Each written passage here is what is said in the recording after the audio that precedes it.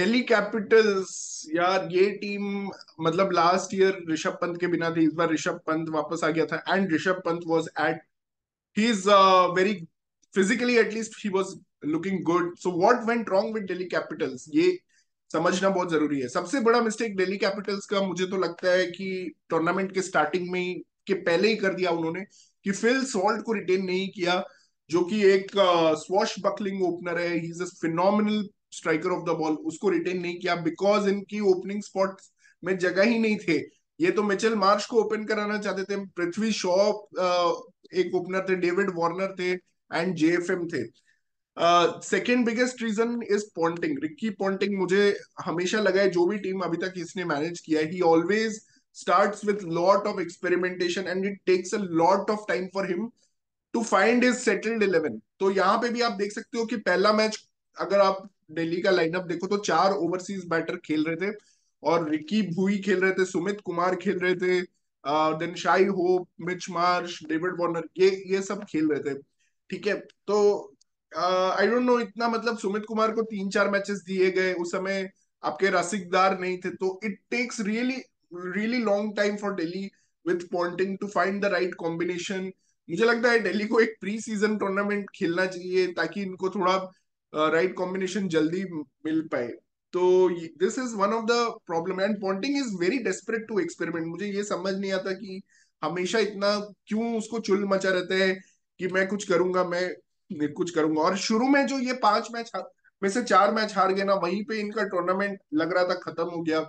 Although उसके बाद जेएफएम के बारे में मैं बोलना चाहूंगा, जेएफएम ने इनकी लक को चेंज कर दिया, अपने इंटेंट से इनकी फॉर्च्यून्स को टर्न अराउंड कर दिया।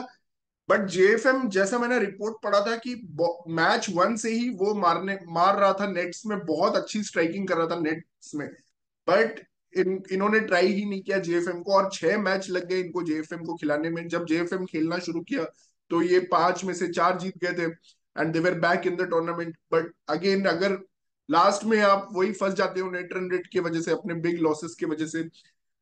Third factor is Rishabh Pant. Although he's back, I'm glad that he's back, and it was a great, important season for him to be back and be in contention for T20 World Cup and get selected also. लेकिन Rishabh Pant as T20 batsman पे मुझे अभी भी doubts है, क्योंकि हमने देखा है 66 T20 आई मैचेस इंडिया के लिए विथ 125 स्ट्राइक रेट। और इस टूर्नामेंट में आप बोलोगे हाँ दो तीन नॉक्स बहुत अच्छे खेले ऋषभ पंत ने, एक गुजरात टाइटंस के अगेंस्ट जो नॉक था that was brilliant, very destroyed Mohit Sharma. Chennai के against in Vizag I think it was a good knock. But वो दो नॉक्स को अगर आप छोड़ दो तो बाकी जो नॉक्स थे वो काफी एवरेज थे, और स्पेशली एसआरएच के अगेंस्ट जब ये 266 चेस कर रहे थे एंड 7 ओवर में 128 कुछ बना लिया था, मुझे लगता है वहां पे ऋषभ पंत ने बहुत खराब खेला, क्योंकि वो मैच उनका जीतने का था दिल्ली का। तो वहां पे ऋषभ पंत ने मोमेंटम ले लिया unfortunately.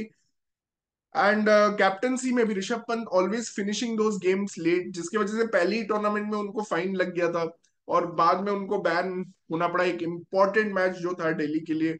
somehow he was not able to control the pace of the game flow, that's what I felt।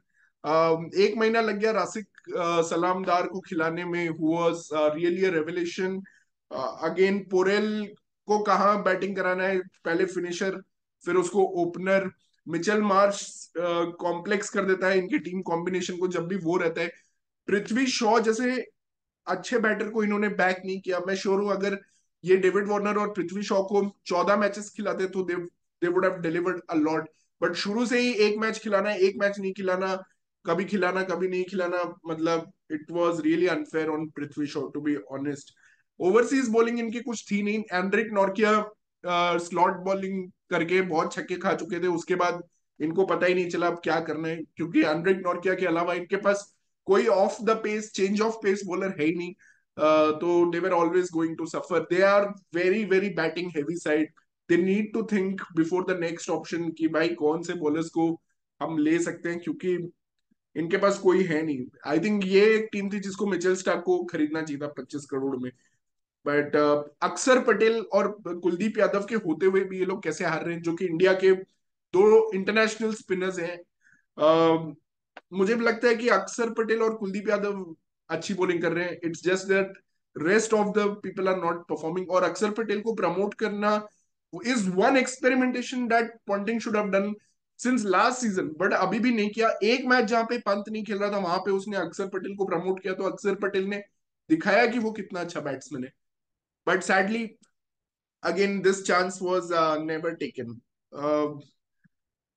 So yeah, only shining light I think is Kuldeep Yadav. Kuldeep Yadav was really good. Akshar Patel was really good. But Delhi Capitals really need to think कि इतना experimentation करना है क्या, Ponting और गांगुली को एक साथ coaching करना चाहिए एक टीम का, क्योंकि मुझे लगता है Ganguly is really a good coach but Ponting is on the verge of that experimentation, and Pant को थोड़ा डोमिनेटिंग कैप्टन बनना चाहिए, he should have the control of the things. मुझे ऐसा लगता है Ganguly wants to give Pant the reins, but मुझे नहीं लग रहा पॉन्टिंग उसको लेने दे रहा है ये, और मुझे वहां पे थोड़ा प्रॉब्लम नजर आ रही है दिल्ली कैपिटल्स टीम मैनेजमेंट में। या एंड पार्थ जिंदल के बारे में क्या ही बोलूं बस सेलिब्रेट करके खुश होते जाओ, बट कुछ हो नहीं रहा दिल्ली कैपिटल्स का। So that's it about Delhi Capitals, and thank you for watching. Please subscribe our channel cricket capital.